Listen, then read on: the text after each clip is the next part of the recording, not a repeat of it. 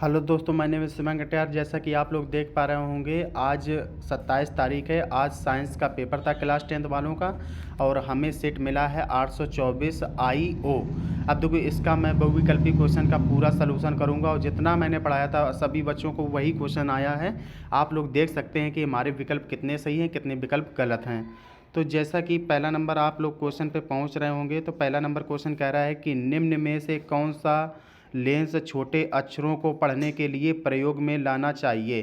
तो इसका विकल्प नंबर ए सही हो जाएगा, 10 सेंटीमीटर फोकस दूरी का उत्तल लेंस। अब देखो, दूसरा विकल्प आपका है, कह रहा है कि तारों के टिमटिमाने का कारण है वायुमंडलीय अपवर्तन। तारे किससे के टिमटिमाते हैं? वायुमंडलीय अपवर्तन द्वारा। अब देखो, तीसरा विकल्प है आपका, कह रहा है कि उत्तल दर्पण द्वारा अनंत पर स्थित वस्तु का प्रतिबिंब होता है। तो कैसा होता है? आभासी व छोटा होता है और दर्पण के पीछे बनता है। अब अगला नंबर क्वेश्चन कह रहा है, क्वेश्चन नंबर 4 कह रहा है, श्वेत प्रकाश को प्रिज्म से गुजारे जाने पर सबसे अधिक विचलन कोण वाला रंग होता है। तो नीला रंग का विचलन सबसे अधिक होता है। पाँचवां नंबर देखो, पाँचवें नंबर मैंने आपको मिलान कर दिया है। ओम का मात्रक क्या होता है? प्रतिरोध का मात्रक होता है। वाट किसका? विद्युत शक्ति का होता है। एम्पियर विद्युत धारा का होता है। वोल्ट किसका होता है? विभवांतर का होता है। तो विकल्प नंबर ए सही हो जाएगा इसका। अब देखो, 6 नंबर क्वेश्चन क्या कर रहा है, आर व 2R प्रतिरोध के दो तारों को पहले श्रेणी क्रम बाद में समांतर क्रम में जोड़ा जाता है। तो यदि दोनों दिशाओं में कुल प्रतिरोध क्रमशः R1 व R2 हो तो R1/R2 का होगा 2:9 हो जाएगा। 7वां नंबर विकल्प क्या होगा, चित्र में दर्शाए गए इलेक्ट्रॉन पर चुंबकीय क्षेत्र के लंबवत प्रवेश करने पर आरोपित की दिशा होगी। तो कागज के तल के लंबवत ऊपर की ओर होगी। अब देखो, प्रोपेनॉल के क्रियात्मक समय होता है OH होता है। उदासीन घोल का pH मान होता है 7 होता है।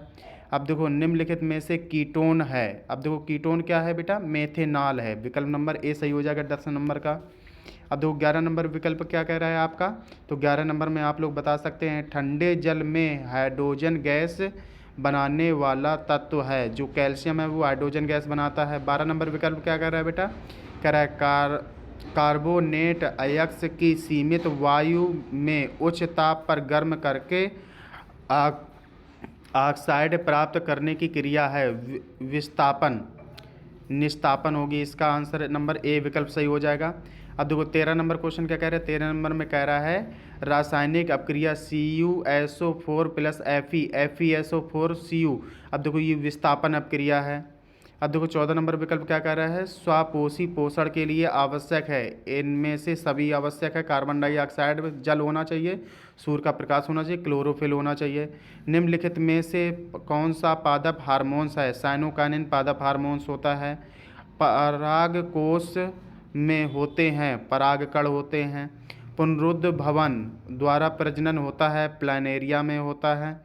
अब देखो, 18 नंबर विकल्प क्या कह रहा है? दो तंत्रिका तंत्र कोशिकाओं के मध्य खाली स्थान को कहा जाता है सिनेप्स कहा जाता है। अब 19 नंबर विकल्प क्या कह रहा है? निम्न में से कौन एक परितंत्र के उत्पादक का उदाहरण है? हरे पौधे हैं। अब देखो, 20 नंबर क्वेश्चन क्या कह रहा है? मेंडल ने अपने प्रयोग में मटर के पौधे को किन लक्षणों का अध्ययन किया? तो इनमें से सभी का किया था, गोल लक्षणों का, लंबे लक्षणों का और सफ़ेद लक्षणों का।